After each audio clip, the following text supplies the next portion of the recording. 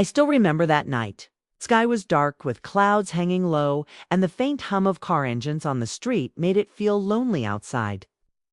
I was sitting on the living room couch, my hands wrapped around a warm cup of tea, thinking about the plans for Christmas. This year, I had promised myself I would take a break. I had been working nonstop, running errands, preparing gifts, and trying to keep everyone happy. Finally, I decided to take a few days off.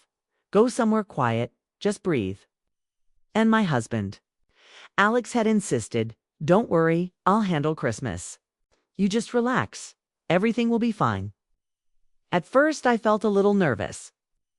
Alex was sweet, loving, and responsible most of the time, but his family, well, his family could be tricky. They had opinions about everything, and I had never quite learned how to deal with them during holidays. But I trusted Alex.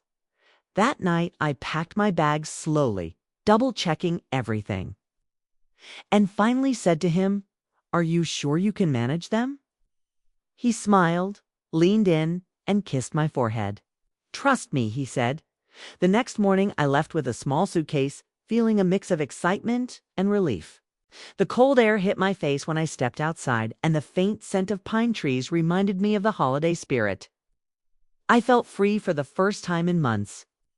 I imagined myself sipping hot cocoa by a fireplace, reading a book, maybe even taking a long walk in the snow if it came early. It felt perfect, till my phone buzzed. It was a message from Alex. "Everything is fine. Don't worry." I smiled and put my phone down, trying not to think too much about what could go wrong. But deep down, a small voice whispered that I should call more often, check if he really had everything under control. I ignored it. The first day of my vacation was calm. I visited the quiet town I loved, wandered through small streets with twinkling lights, and felt the snow lightly falling on my shoulders. It felt like a movie, magical and peaceful. But as evening came, I started to feel a strange pull, a worry that I couldn't shake. I tried to brush it off, telling myself I was just imagining things. Back at home, Alex was preparing for his family's arrival. I imagined him nervously trying to organize the living room, set the table, and make everyone feel welcome. But I didn't know what I didn't know. That night, as I lay in bed in my little hotel room, my phone buzzed again. This time, it was a group message from Alex's sister. The first words made my stomach drop. "We're on our way. Hope Alex is ready." A chill ran down my spine. Something about the message felt off, almost sharp, like there was an unspoken warning hidden in it. I tried to shake it off, but I couldn't sleep. My mind wandered back to Alex, wondering if he was truly ready. Were they all going to get along? Would something go wrong? The next morning, I decided to call Alex. His voice was calm, too calm, and he reassured me that everything was fine. "Don't worry," he said again. But then, in the background, I heard a door slam and voices arguing. I froze. My heart raced. Something was definitely happening that he wasn't telling me. I still remember that moment clearly, the sudden fear that maybe leaving him in charge wasn't the right choice. I tried to reason with myself, thinking maybe it was just a small disagreement, nothing serious. But a strange feeling in my gut told me otherwise. I felt powerless, watching everything from miles away, unable to stop what was about to unfold as the day went on. I received more messages, each one stranger than the last. Little hints that everything wasn't as perfect as Alex claimed. One message mentioned a broken decoration. Another hinted at a disagreement over food. My heart pounded, and I couldn't focus on the cozy walks or the snow.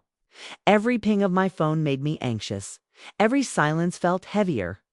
That night, as I tried to sleep, I heard a loud crash on the line of video call from Alex.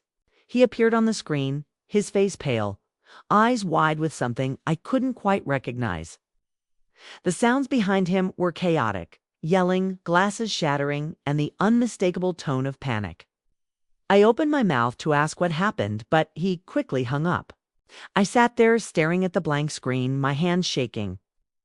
That was the moment I realized I had no idea what my husband had gotten himself into.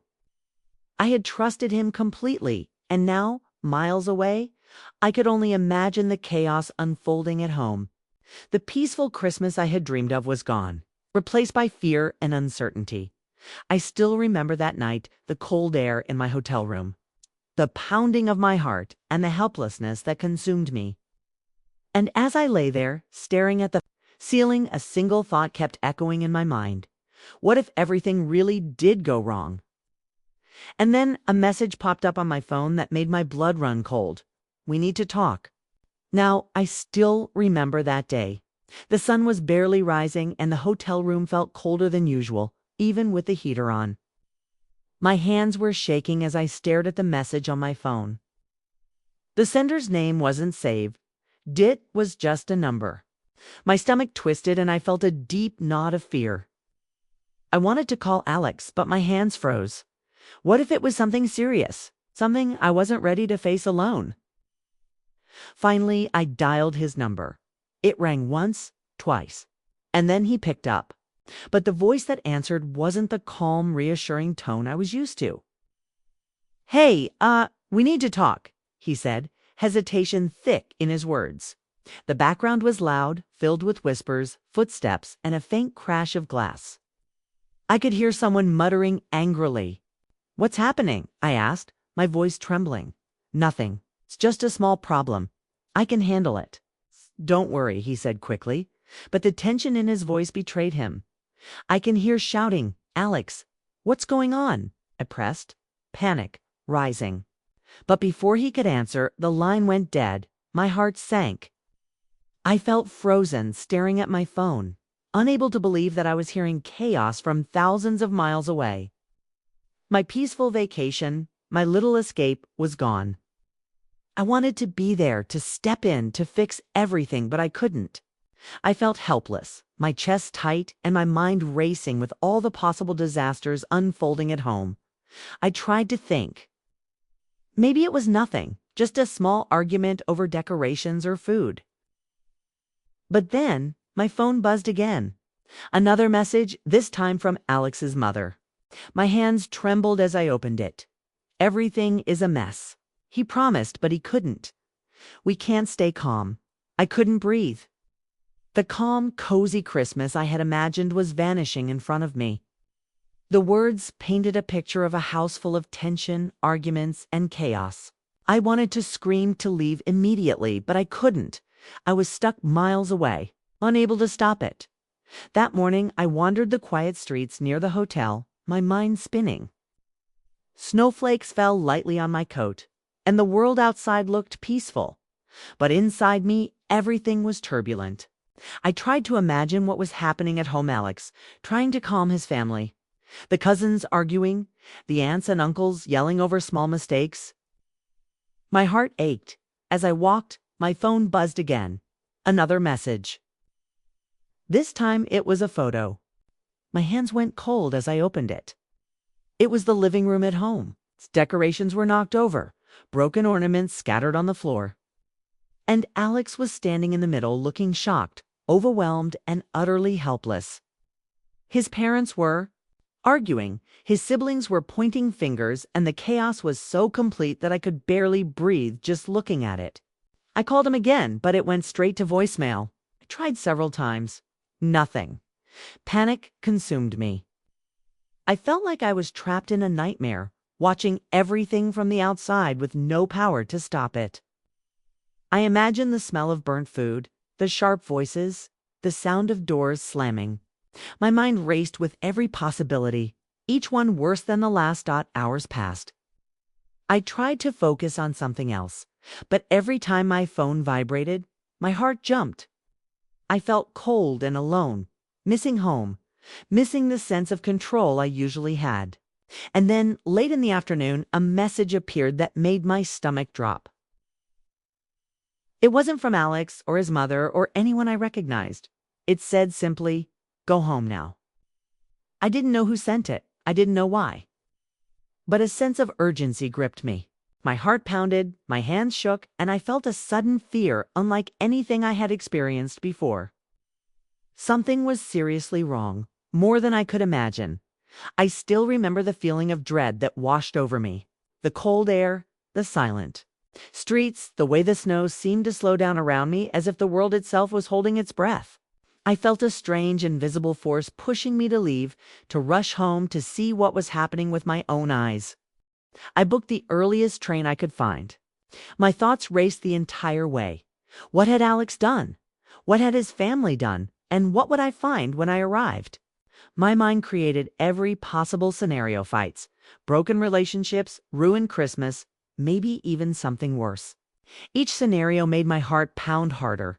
When I finally got off the train near my town, it was nightfall. The streets were empty. The snow had started to fall heavier. And the faint glow of Christmas lights made the quiet feel eerie. I walked faster toward home, my boots crunching loudly on the snow-covered sidewalks. Every step made me more anxious, more certain that I was about to walk into a nightmare. And then I saw it. The living room window partially covered with blinds. Through the glass, I could see shadows moving.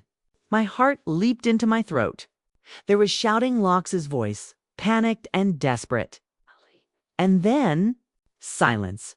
I pressed my face to the window, trying to see, trying to understand what was happening inside. And that's when I noticed something that made my blood run cold. A figure standing in the corner, completely still, watching everything unfold. I couldn't see their face. But I knew in that instant that this Christmas would never be the same again. I still remember that night. The cold air hit my face as I hurried up the walkway to my house. Snowflakes melted on my cheeks, but I hardly noticed. My heart pounded so hard I thought it might burst. Every step toward the front door made me more anxious. What would I find inside? Would Alex be okay? Was his family okay? Or had something even worse happened? I reached the door and hesitated. My hand hovered over the handle, and for a moment I felt frozen. The shadows I had seen through the window haunted me. Who was that? What were they doing in my living room? My mind raced with questions, each one scarier than the last. I had imagined chaos before, but this felt different, darker, dangerous. Finally, I opened the door and stepped inside. The first thing I noticed was the cold. The heating was off, and the room smelled faintly of smoke-burnt food. I guessed, mixed with something sharper that made my stomach twist. The living room was a mess. Decorations were strewn across the floor, shattered ornaments glittering in the dim light. Chairs were knocked over, and a few presents were torn open, their wrapping paper scattered like confetti. I called out, "Alex?" My voice sounded small, weak, almost swallowed by the silence. There was no answer, only the faint creak of footsteps above me. I froze, listening. The upstairs was empty, but the sound of someone moving made my heart leap. I moved cautiously through the mess, careful not to step on broken glass, and made my way toward the staircase. Then I heard a voice.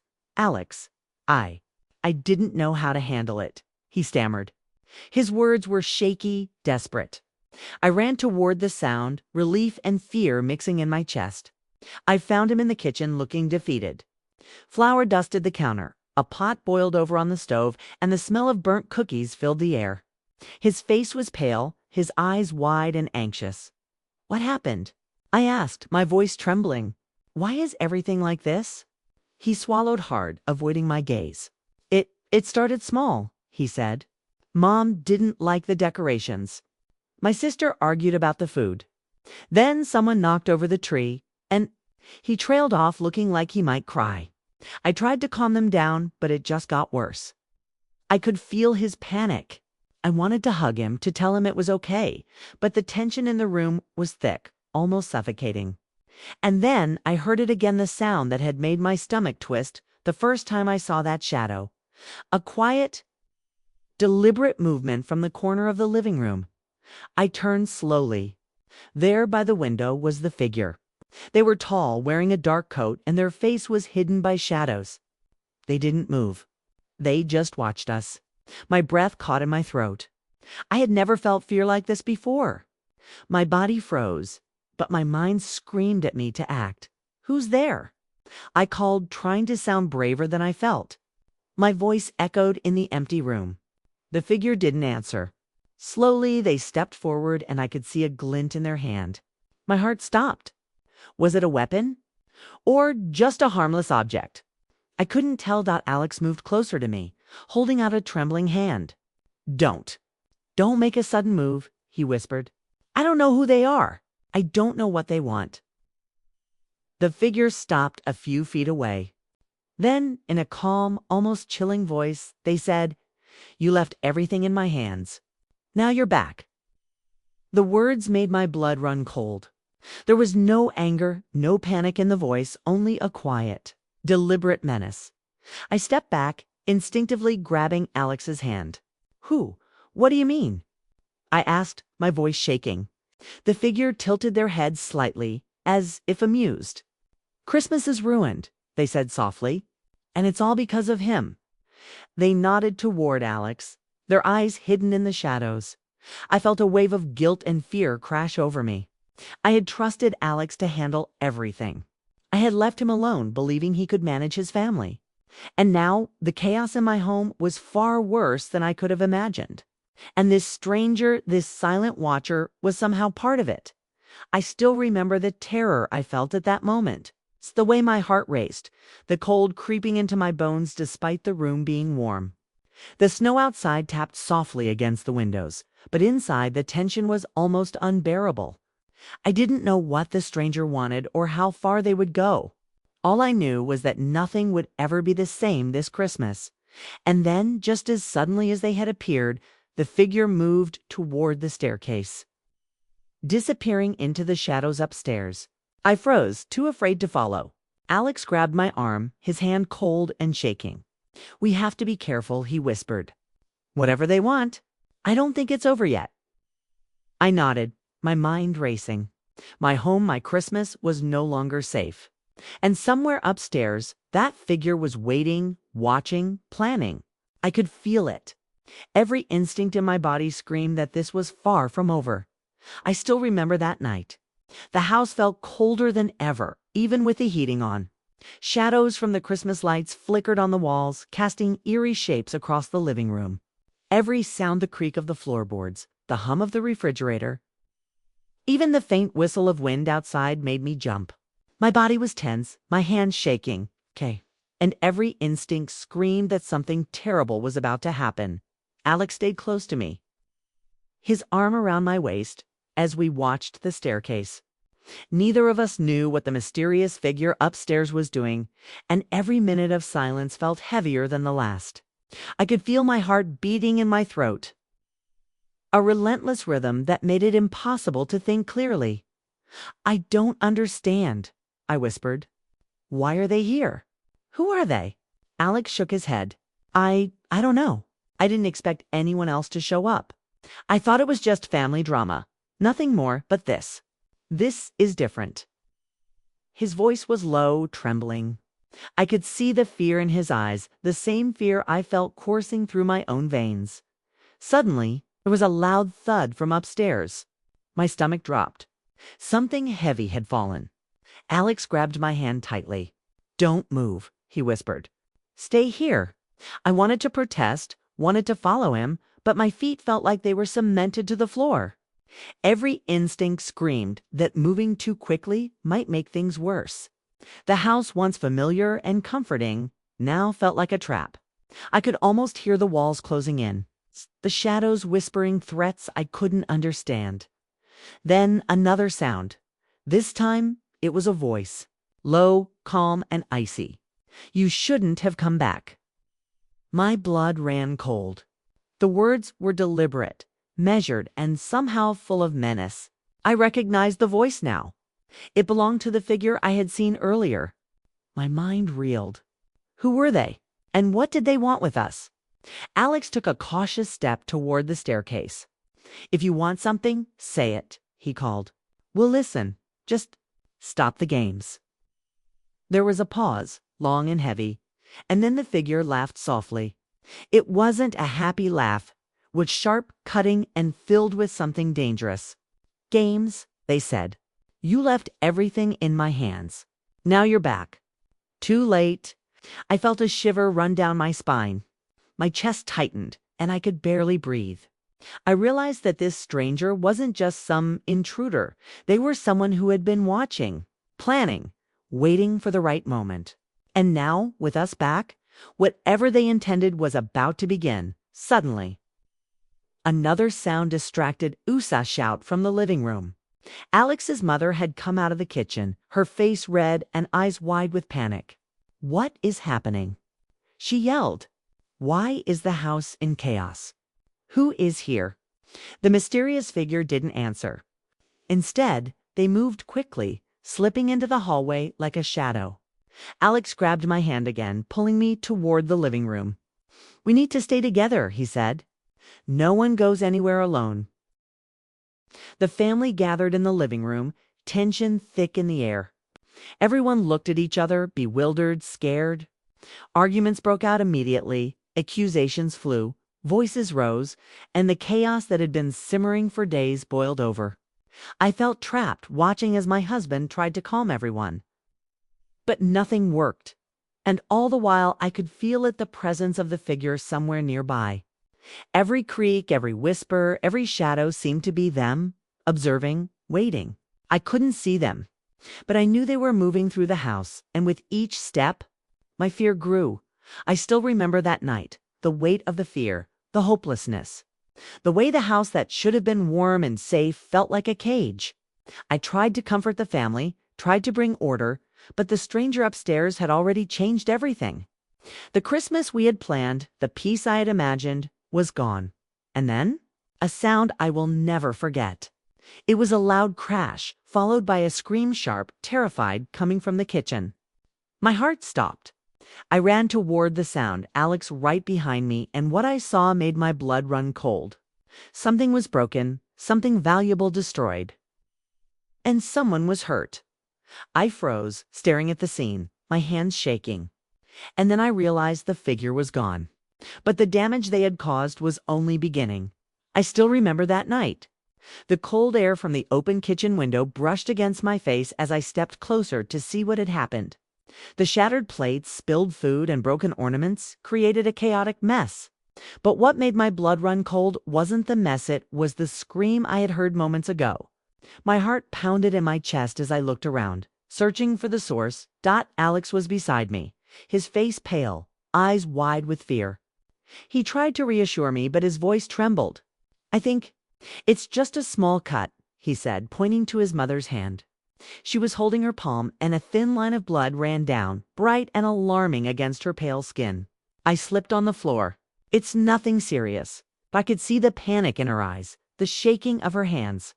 The argument that had been simmering all day was now flaring up. Voices rose, accusations flew, and for a moment, the chaos felt unbearable. I wanted to step in, to calm everyone. But the tension was so thick it pressed down on me like a heavy weight. And then I felt the presence again. That figure, that shadow, moving silently somewhere in the house. I couldn't see them, but I could feel their eyes on us, watching, waiting. My stomach turned, and I realized that this stranger wasn't just causing small problems. They were orchestrating the chaos. Every scream, every argument, every accident felt deliberate. Alex grabbed my hand tightly. "We have to stay calm," he whispered, trying to keep his voice steady. "We can't let them see us panic." I nodded, though my mind was racing. How had this stranger gotten into our home? And why were they doing this? I had never felt so powerless. The Christmas I had imagined, cozy and joyful, was gone, replaced with fear, suspicion, and uncertainty. Suddenly, another sound came from upstairs, a slow, deliberate step on the wooden floor. My blood ran cold. The figure was moving. Alex and I exchanged a look, both of us frozen in fear. We didn't know what the person wanted. But one thing was clear. They weren't leaving anytime soon. The family tried to gather in the living room, but the tension was too high. Arguments broke out again. Alex's father blamed the broken decorations on Alex. Alex's sister shouted about the ruined food, and I could feel my own frustration rising. I wanted to scream, to demand answers, to make the stranger reveal themselves. But I couldn't. Not yet. I still remember the cold sinking into my bones as I tried to keep everyone calm. I moved from one room to another, trying to fix things, trying to make it feel normal, but every glance over my shoulder reminded me of the figure upstairs. They were out of sight, but I could feel them manipulating the energy of the house, making everyone argue, making everyone fearful. Then, suddenly, a loud crash echoed from the upstairs hallway. Something heavy had fallen. Everyone froze. The sound of footsteps followed, quick and sharp, moving closer to the staircase. My heart raced. Alex whispered urgently, "We need to go upstairs. We need to see what's happening before it's too late." I nodded, my legs trembling. We moved cautiously, each step careful, each breath loud in my own ears. The hallway was dimly lit, shadows stretching across the walls. And then I saw at the door at the end of the hall, slightly ajar, shadows moving behind it. The figures stepped out. Finally, we could see them. They were taller than I had imagined, wearing a dark coat, and their face was hidden by a hood. The air around them felt heavy, oppressive, like a storm waiting to break. I could feel my pulse in my ears. "You shouldn't have come back," the figure said, their voice calm but terrifying. "Everything you love, everything you care about, is in my hands now." I froze, unable to speak. Alex grabbed my hand, and I realized in that moment that we were completely at the mercy of this person. The Christmas we had planned, the peace I had dreamed of, had vanished. And now, there was no turning back. I still remember the fear that gripped me as I realized the true danger we were in. The figure had taken control of our home, our holiday, our lives, and they weren't finished. I still remember that night. The hallway felt like it was closing in around me. The Christmas lights flickered, casting long, sinister shadows across the walls. My hands were shaking as I clutched Alex's arm. Every instinct screamed that we were in danger, but I couldn't leave. I had to face whatever this figure wanted. Alex took a deep breath, trying to steady himself. "Who are you? What do you want?"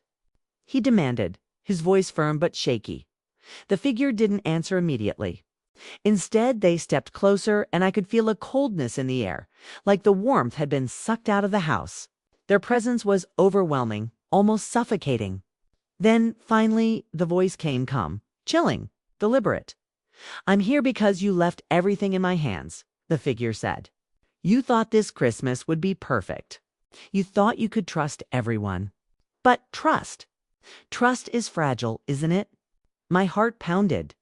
I glanced at Alex, who looked pale and tense. "We don't understand," I said, my voice trembling. "We didn't do anything wrong. Why are you doing this?" The figure tilted their head, almost thoughtfully. "You left control to him," they said, nodding toward Alex. "And he failed. Everyone failed. Families are messy. Emotions are messy. And I thrive on that chaos." A chill ran through me. Their words made my blood run cold. This wasn't a simple prank or a family feud gone wrong. This was deliberate. They had planned this, orchestrated it, and now we were trapped in their game. I tried to think, tried to find a way to get out of this situation, but my mind felt frozen. The living room downstairs was still filled with shouting, broken decorations, and tension, but here in the hallway, it was a different kind of Terraquiet, calculated and dangerous then. A sudden sound made both of us jump, a window shattering downstairs. The family screamed. I could hear Alex's father shouting, his mother panicking, the younger cousins crying. The figure smirked slightly. "You see, chaos. It spreads quickly, and you can't stop it." Alex grabbed my hand, pulling me backward. "We have to do something," he whispered urgently. "We can't just let them continue. We have to protect everyone." Kai nodded, fear mixing with determination. I realized that I couldn't stay frozen anymore. I had to act. I had to take control, even if it meant confronting the unknown. The figure moved closer. I noticed something that made my stomach twist. Their hand wasn't empty. They were holding a small, thin envelope. A note, perhaps, or something worse. They held it out toward us. "This," they said softly, "is the first step. Read it and understand what happens when trust is broken." I hesitated. Every instinct told me not to touch it, not to engage, but I couldn't ignore it. Slowly, I reached out and took the envelope. The paper was thick, heavy, and the writing on it was sharp, precise, almost mocking. I unfolded it, and my eyes widened at what I read. It wasn't a threat, exactly. It was a warning. Something about secrets, lies, and consequences. Something that hinted at truths I didn't know about Alex's family. And maybe about Alex himself. I looked at him, my hands shaking. This isn't just about Christmas, I whispered. There's something bigger here. The figure watched silently, their presence like a shadow pressing down on us. Read carefully, they said, because once you know, there's no turning back. I still remember that night, the cold creeping into my bones, the way my heart felt like it would leap out of my chest, the fear mixed with curiosity that made it impossible to look away. We were trapped in someone else's game, forced to face truths we weren't prepared for. And I realized that nothing in our lives would ever be the same. And then, before I could even react, the figure stepped back and disappeared into the shadows upstairs, leaving the envelope in my hands. The weight of its words heavy, suffocating, and terrifying. I still remember that night. The envelope trembled in my hands as I stood in the hallway, the Christmas lights casting long shadows on the walls. My fingers shook so badly that I could barely open it. Alex stayed close, his face pale, eyes filled with the same fear I felt. We both knew that whatever was inside would change everything. Finally, I unfolded the paper. The writing was sharp, almost mocking, and it detailed secrets about Alex's family, things I had never known. Old arguments, hidden grudges, small betrayals, and long-kept resentments that had never been spoken out loud. Each line made my heart race, each word heavy like a hammer striking my chest. I realized that the chaos downstairs wasn't just random, it had been building for years, simmering beneath the surface. And the mysterious figure knew exactly how to exploit it. Alex looked over my shoulder, his hands trembling. I can't believe this, he whispered. How do they know? I didn't answer. My mind was spinning. These secrets explained everything, the shouting, the arguments, the tension. But it also made me realize that someone had been watching, planning, and waiting for the perfect moment to strike. And now, with us back in the house, everything was coming to a head. Suddenly, a loud crash echoed from downstairs. Alex's sister had thrown a vase in anger and it shattered on the floor. The sound made my stomach twist. The family's chaos was escalating. I could feel the stranger's influence everywhere, like an invisible hand guiding the chaos. I took a deep breath and said, "We have to calm them down. We can't let this stranger control us anymore." Alex nodded. "You're right. But how?" I didn't know. All I could do was step into the living room, trying to act calm even though every nerve in my body screamed with fear. I raised my hands, hoping to get everyone's attention. "Stop," I called. "Please, just stop for a moment." The room fell silent, briefly. Everyone's eyes turned to me, wide, angry, and scared. I took a deep breath and said, "I know this Christmas is chaotic. I know things have gone wrong. But yelling, breaking things, blaming each other, it won't help. We need to calm down." Alex's father muttered something under his breath, his voice gruff. "We can't fix this. It's too late." I shook my head. "It's never too late if we try. But we have to work together. We can't let someone outside this house, someone who isn't even here, control us." As I spoke, I felt its presence again. The stranger upstairs was watching, listening, and waiting. I could feel it pressing down on me, a cold weight of expectation. And then a sound made my heart stop. A door upstairs slammed shut, followed by rapid footsteps running toward the staircase. The family gasped. Alex grabbed my hand, holding it tightly. "They're coming," he whispered. I turned to see the shadow descending the stairs, the figure, finally revealing themselves fully. This time, their face was visible, and I felt my knees weaken. It wasn't someone random. It was someone I recognized. Someone who had been in our lives before. Someone we had trusted. I froze, my heart racing. "It can't be," I whispered. Alex's eyes widened in shock too. No, it's impossible. The figure stopped at the bottom of the stairs, smiling faintly, a chilling smile that made my blood run cold. You think you can fix this? They said softly. You think you can bring order after everything has been ruined? You're too late. This Christmas belongs to me now. I still remember that night, the terror, the betrayal, the disbelief. The chaos downstairs had been just the beginning. Now the figure was here, standing in front of us. And the secrets in the envelope were only the first step of what they planned. And then they took a step closer. And I realized that nothing, no trust, no love, no hope would save us from what was coming next. I still remember that night. The air in the living room felt thick, almost suffocating, as the mysterious figure stepped closer. The Christmas lights flickered, shadows dancing across the walls like sinister specters.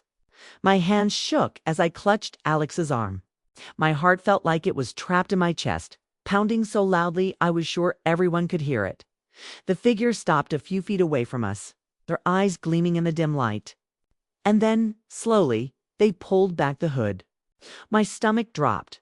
It was someone I had known, someone I had trusted, someone who should never have been capable of causing this much fear. I can't believe it, I whispered, my voice barely audible. Why? Why are you doing this? The figure's smile was calm, almost cold. Because you forgot, they said softly. You and everyone in this house forgot the promises, the lies, the secrets that were buried. You thought Christmas was about joy, but it's about truth, and I'm here to reveal it. Alex stepped in front of me protectively, his face pale. Reveal what? He demanded. What are you talking about? The figure glanced at him, then at the rest of the family who were frozen in shock and fear. You have all hidden things, lied to each other, ignored problems that festered for years, and now it's time for those truths to come out. A silence fell over the room. Even the hum of the refrigerator seemed louder, more oppressive. My mind raced. What secrets were they talking about? What could possibly justify all the chaos, the screaming, the broken decorations, the fear that had consumed us all? Then, without warning, the figure moved toward the envelope I had been holding. They snatched it from my hands, tossing it to the floor. The paper fluttered open, and the words inside were visible to everyone. I felt my chest tighten as I realized that the secrets weren't just about Alex's family, they involved me too. Mistakes I had made, things I thought were hidden, moments I had ignored. The room erupted. Voices shouted over each other, accusations flew, and the fragile walls holding our family together began to crumble. Alex tried to calm everyone, but it was useless. The figure had pushed every button, uncovered every hidden resentment. And now the storm was unstoppable. I still remember the feeling of helplessness as I watched my family, my husband, and even myself unravel. Tears streamed down my face as I tried to reach someone, anyone, to make them listen, to make them see reason. But the figure's presence was magnetic, almost hypnotic. Everyone froze under their gaze like puppets on invisible strings. And then the figure spoke again, their voice low and cutting. Christmas is a time of joy. Yes, but it is also a time of truth. You can't have one without the other. Tonight, you will see everything you have hidden from each other. Every lie, every secret, every betrayal, it will all be revealed. My heart raced. I wanted to run, to escape, but there was nowhere to go. The house that had once felt safe and warm was now a trap, each corner filled with tension, fear, and shadows. The stranger, someone I had trusted, was orchestrating every moment, every emotion, every word that came out of our mouths. And then the envelope on the floor caught my eye. The words I had read before were still there, but now they seemed different, alive, almost glowing in the dim light. The figure bent down slowly, picked it up, and held it over their head, their eyes gleaming with satisfaction. You will all remember this Christmas, they said softly, and you will never forget the truths that come with it. I still remember that night, the fear, the chaos, the feeling that everything I had believed about my family, about Alex, and about myself was being shattered in front of me.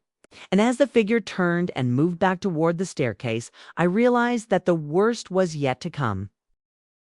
I still remember that night. The house felt heavier than ever, as if the walls themselves were pressing in. Every creak, every whisper of wind outside, every small sound inside the house made my heart pound faster. The Christmas lights flickered, casting long shadows across the chaos that had consumed our home. The figure stood at the top of the staircase, calm, almost regal, watching as my family unraveled.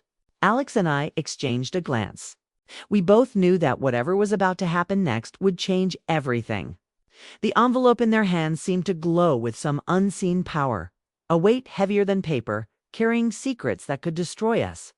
Suddenly, the figure spoke, their voice cutting through the chaos. "It's time," they said. "Time for the truths to come out. Everyone will face what they have hidden, what they have ignored, what they have feared." I could feel my stomach twist with dread. What secrets could they possibly reveal that we hadn't already seen? But then, the first revelation came. The figure tossed the envelope onto the coffee table, and every page fluttered open, revealing letters, confessions, and hidden messages from years past. Old arguments between Alex and his siblings, financial secrets his parents had kept, and betrayals I had never imagined. Voices rose immediately. Alex's sisters shouted accusations, his mother cried, his father slammed his hand on the table. And I realized with horror that some of the secrets involved me small lies. Moments I had hidden, things I had hoped would remain private. Every revelation made the chaos worse. And I felt the fear growing inside me like a fire. The figure's gaze swept across the room, taking in every reaction. "See how fragile you all are?" they said softly, almost with admiration. "See how easily trust shatters? This is the true spirit of Christmas truth, raw and unfiltered." Alex tried to calm everyone, his voice shaking. "Enough. Stop yelling. We can fix this if we just listen." But no one listened. The room was a storm of emotion, voices clashing, tears, anger, and betrayal filling every corner. I still remember the sinking feeling in my chest as I watched my family tear themselves apart. I wanted to scream, to make them stop, to regain some control, but the figure's presence was overwhelming. Every instinct in me told me that this person, someone we had trusted, someone from our past, had planned this for a long time.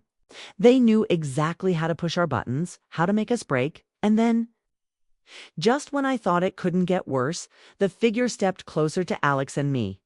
Their eyes gleamed with a strange satisfaction.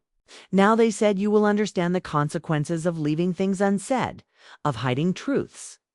You will see how fragile your family really is."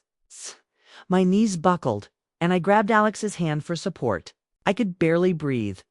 Everything I had believed about my life, my husband, my family, was unraveling before my eyes. And I knew deep down that by the end of this night, nothing would ever be the same again. Then, loud crash came from the back of the house. Another ornament shattered. Another scream pierced the air. The figure smiled faintly. "This is only the beginning," they whispered. "You will all remember this Christmas forever, for better or worse." Still remember that night, the fear, the betrayal, the chaos? It's the way my heart felt like it would explode from the tension. I realized that the figure's ultimate plan wasn't just to create Firette, was to reveal the deepest, darkest truths, forcing everyone to confront them, whether we were ready or not. And as I watched them turn back toward the staircase, their silhouette framed by the flickering lights, I knew the final confrontation was coming. Everything we had gone through, the arguments, the secrets, the fear, was leading to one final moment that would decide if our family could survive this. Christmas. What would the final confrontation reveal? Could we survive the truths and chaos this figure had unleashed, or would this Christmas destroy us completely? I still remember that night. The living room was a whirlwind of broken ornaments, scattered gifts, and tears. The air was thick with tension, the smell of burnt food lingering, mingling with the sharp scent of fear. My heart was racing, my hands trembling, as I looked at the mysterious figure standing at the bottom of the staircase. This was at the moment everything would come to light. The figure's eyes swept across the room, taking in every reaction, every tear, every face full of fear and disbelief. "It's time," they said softly. "Time for the final truths. Only when you face them can you understand the consequences of silence, of hidden feelings, of betrayal." Alex and I stood together, holding hands, trying to draw strength from one another. His face was pale but determined. "We're ready," he said, though I knew the courage was forced. I could feel the figure's gaze like a weight pressing down on us, slowly. They began to speak, revealing truths that had been buried for years. Secrets between siblings, old grievances between parents, mistakes Alex and I had made. Everything came out. The room erupted with emotion. Shouts, cries, confessions, and apologies clashed like thunder. I felt tears streaming down my face as I tried to console the younger cousins and calm Alex's parents. But the figure didn't stop. They continued exposing the hidden patterns of lies and misunderstandings that had quietly poisoned our family for years. And yet, as painful as it was, I realized something. This chaos forced us to see the truth, forced us to understand one another in a way we never had before. At one point, Alex pulled me close. "It hurts," he whispered, "but maybe this is what we needed." I nodded, realizing he was right.